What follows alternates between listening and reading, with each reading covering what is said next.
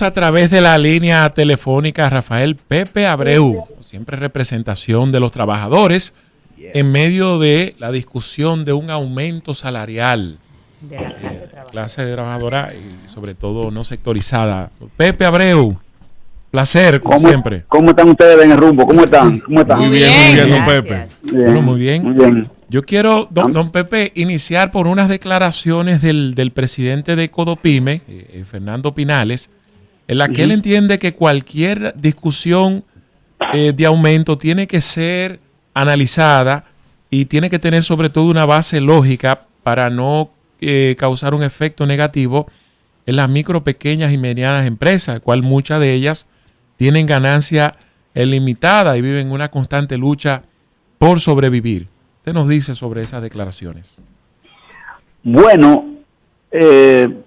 Pinales y otro opinante, ¿verdad?, de la pequeña empresa especialmente, tienen que saber lo siguiente. Usted sabe que nosotros, precisamente a solicitud de las pequeñas empresas, hicimos hace 4 años ya una revisión de tarifa para aceptar un planteamiento que provino de ese sector y que ustedes conocen muy bien, porque fue la llamada reclasificación de las empresas. Ustedes recuerdan que este fue un debate larguísimo que hubo, porque los personas aglutinadas en este tipo de empresas decían que por la falta de una reclasificación, supuestamente, ellos se veían obligados muchas veces a pagar los salarios más altos de la escala. Hay que entender que en esto de los no sectorizados están las grandes empresas, las pequeñas, las medianas, y se creó la figura PYME, que no existía, a solicitud precisamente de ellos. Entonces uno dice, pero venga acá, ustedes solicitaron eso, ya se hizo, los salarios se corresponden con esas escalas que están planteadas y ustedes están en el último escalón de ese tema. Entonces hoy todavía se aparecen con declaraciones de este tipo. Yo quiero que ustedes sepan que el pasado lunes, que fue la fecha que acordamos reencontrarnos de nuevo porque los empresarios alegaban que no se habían podido poner de acuerdo porque necesitaban consulta, etcétera, etcétera. Los empresarios se aparecieron con un documento que es una especie como de tratado, pero sin fijar una posición en torno a los porcentajes que están planteados. Ustedes saben que hay dos propuestas planteadas, ¿verdad? Una que vino del Ejecutivo con 20% y la nuestra con el 30%. Entonces, estas declaraciones de Pinales no son más que una reiteración de lo que ya han venido haciendo todo el conjunto empresarial, que es escurrir el bulto y hacer acciones distractivas, pero no encargarse de hacer lo que tienen que hacer, que es sencillamente a dos propuestas contraponer ellos una posición, y eso es lo que no han hecho.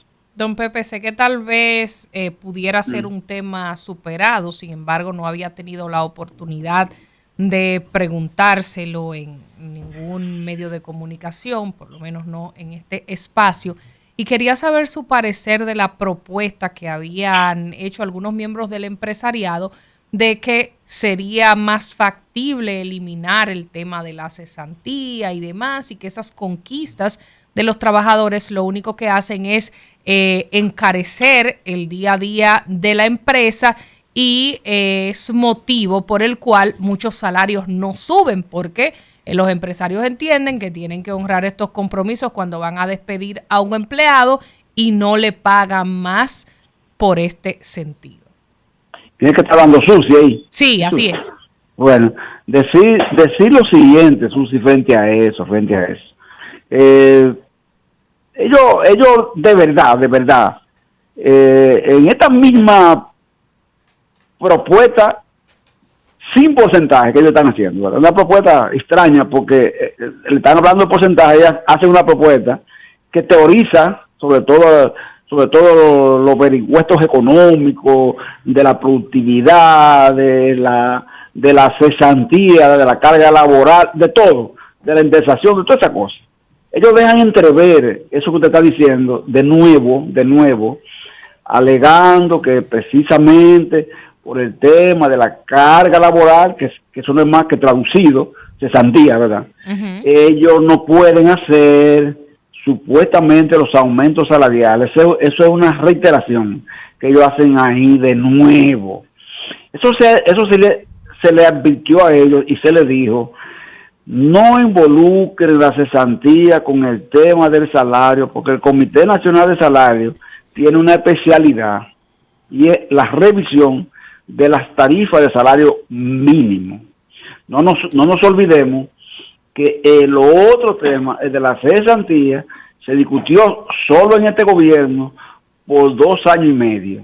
No hubo acuerdo, todo el mundo sabe por qué, y está pendiente ahora que los senadores se dejen de estar dando vueltas y sencillamente conozcan lo que les fue enviado desde el Ejecutivo, que no incluye la cesantía. Pero yo quiero, Susi, en esto, resaltar algo en esto, porque yo lo voy a repetir por enésima vez, porque parece que algunos empresarios no quieren entender. La cesantía no tiene que ver con temas, inclusive, como la gente cree en esa figura del tema, como si fuera una especie de seguro de desempleo. La cesantía no es eso. La cesantía es condigna a una figura existente en el código, en el artículo 80 del código, que también trata la cesantía. Y se trata de que en nuestro entramado jurídico laboral, el empleador tiene derecho a ponerle fin al contrato cuando lo estime conveniente, sin alegar causa. Ese es un poder omnímodo que se le concede al empleador. Pero a cambio de eso, el legislador establece entonces, bueno, como tú tienes ese derecho que te concedemos, en compensación, cuando tú ejerces esa acción sobre el trabajador y lo despojas de su único nivel de ingreso, que es el salario, entonces tú debes pagar la cesantía. Y ahí es que aparece esa figura, pero aparece como condigna eso, porque si el trabajador renuncia, la pierde, y si el trabajador se le aplica uno de los 19 causales que tiene el código y que son violaciones, el trabajador también pierde ese derecho, de manera que no es ningún derecho adquirido como se quiere. Esa figura existe ahí porque existe el desahucio. Entonces, ellos no pueden mezclar una cosa con la otra, porque no necesariamente son parte de un solo conjunto económico en el aspecto del código, ni económico, ni de punto de vista de la justicia laboral como tal. Sí, don Pepe Vianey Marcelino le habla. Sí, ¿cómo está, Jaime? ¿Cómo está usted, don Pepe? Mire, bien. Usted que ha sido un líder sindicalista preocupado por el tema de los trabajadores, las exigencias en cuanto a un aumento salarial sobre la base de la canasta básica que ustedes mismos indican que está en 46,000 pesos. Ustedes están pidiendo un 30%, ¿es así, don Pepe? Sí. Muy bien, pero ustedes hacen esos cálculos partiendo de lo que es, vamos a decir, una familia dominicana modelo, que son de 4 o 5 miembros, ¿verdad? Padre, madre y 2 o 3 hijos. Entonces, ustedes hacen estos cálculos partiendo de que solo entra un salario a la casa, o que ya en muchos hogares, tanto el hombre como la mujer trabajan. Se hace el cálculo, es verdad, partiendo de un solo ingreso, prácticamente. Por un asunto que también hay que entender. Fíjese, por ejemplo, está diciendo Daniel que precisamente es 46,000 pesos. Y fijémonos, en el caso extremo de que se aprobase, por ejemplo, el 30 no llega a los 46,000 pesos, aplicado al más alto de los salarios, que son 24,800 pesos.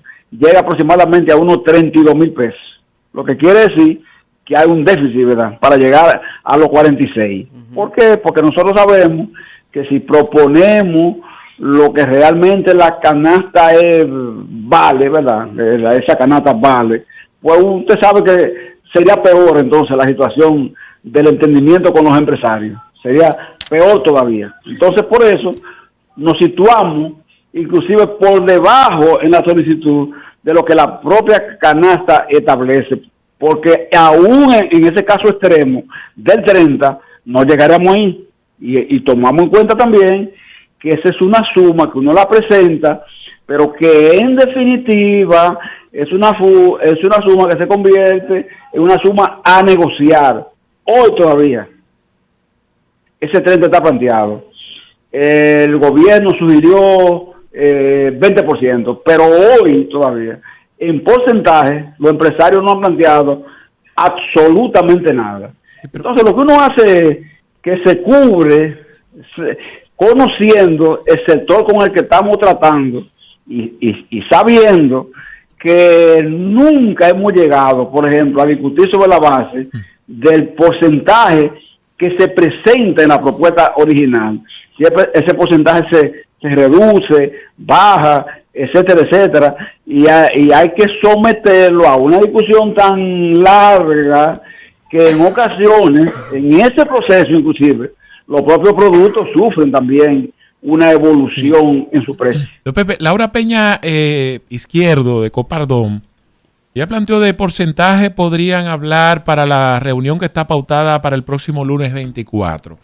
Tomando en cuenta que ustedes como representantes de los trabajadores exigen un 30, el gobierno a través del presidente habla de un 20, ¿cuánto presumen que podrían plantear los empresarios? En la propuesta de ellos, así entre líneas, se deja entrever lo que ellos proponen. Lo que pasa es que como no lo aseguraron, uno no se lo puede atribuir, pero entre líneas, acostumbrado ya a tratarlo, uno sabe lo que están pensando. Por ejemplo, ellos dicen que la inflación acumulada en los 2 años, dicen ellos, es 6%, dicen ellos, y que la productividad del trabajador ha aumentado en 2%. Sí. Eso le da 8%.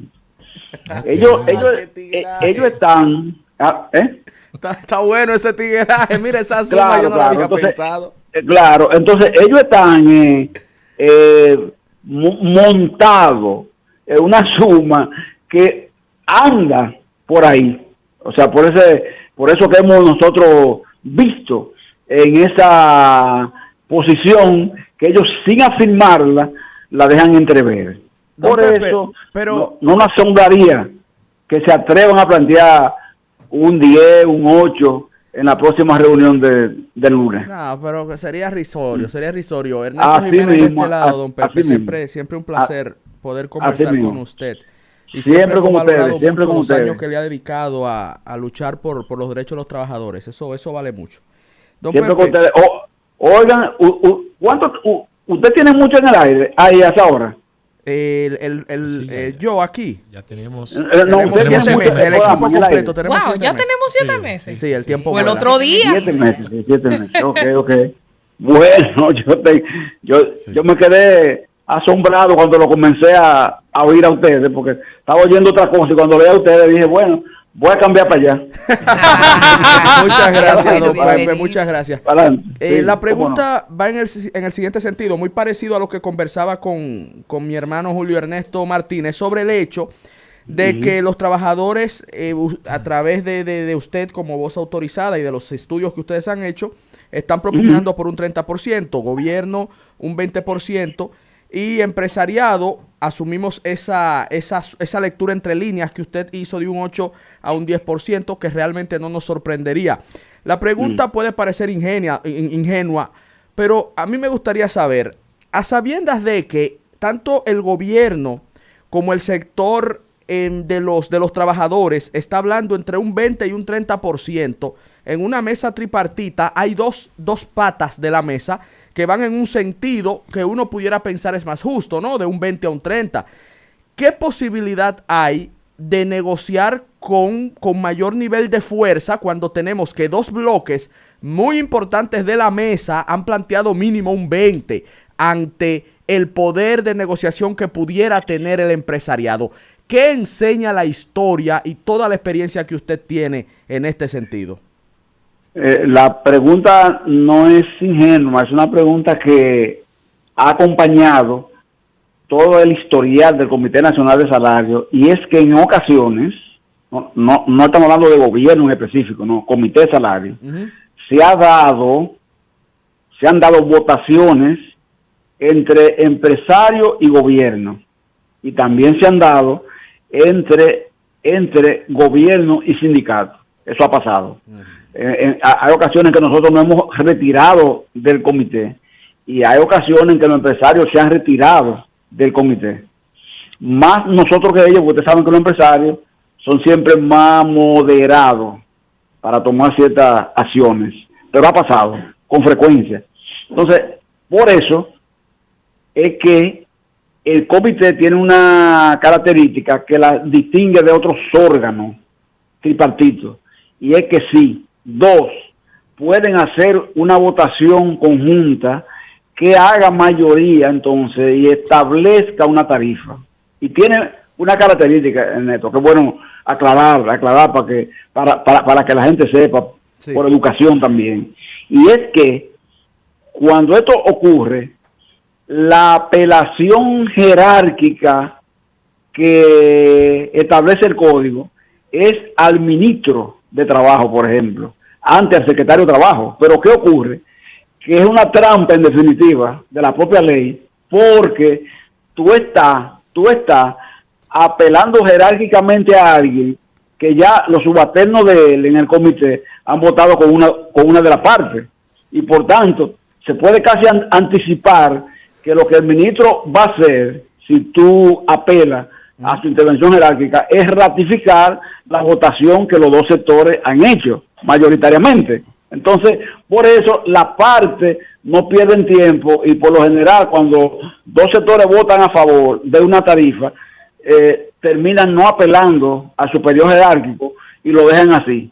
Y la tarifa termina imponiéndose. Por eso que nosotros decimos, para no engañar a nadie, ni fingir, ni mucho menos, estamos diciendo, si la parte gubernamental mantiene la posición de los 20, nosotros tenemos los 30. Hay otras sumas intermedias en medio de esas dos. Entonces, eso lo podemos resolver, señores, en una hora. En una hora el próximo lunes. Si la parte gubernamental mantiene la decisión que expresó el presidente en esa mesa tripartita, aunque el empresario se oponga, sí, lo podemos resolver en una hora. Finalmente, don Pepe, cuando hablamos de trabajadores no sectorizados, de producirse un aumento, o sea, ¿qué cantidad de trabajadores serían beneficiados en el país? Aproximadamente ahí, es el bloque mayoritario, porque fuera de esos trabajadores están la zona franca, está el sector turístico, está la construcción, y están los operadores de máquinas pesadas, y están los trabajadores de organizaciones sin fines de lucro, que son las ONG, etcétera, etcétera. Entonces, en este bloque primero, que mencionamos ahorita, está la mayoría. Eso llega alrededor de 2 millones de trabajadores. ¿Qué es lo que pasa con esto? Que también en el conglomerado de estos trabajadores se da el caso de una parte de los trabajadores que son lo que denominamos la clase media asalariada, que están los técnicos calificados, los profesionales. Muchas veces ellos no son tocados por estos aumentos, porque por su talento, formación, adiestramiento, conocimiento, ganan más de lo mínimo y se quedan fuera. Pero sin embargo hay otras empresas que reconocen que si se aumenta a los trabajadores del mínimo, hay que hacer el llamado despegue salarial, y se benefician también otros trabajadores, aunque no sean lo indicado en la tarifa original, pero sí se benefician otros. Por eso es que están pendientes muchas veces trabajadores aunque no sean parte de los mínimos, porque saben que en la empresa se da ese despegue que ya conocemos. Entonces, por eso llega alrededor de unos 2 millones de trabajadores los que son impactados por estos aumentos.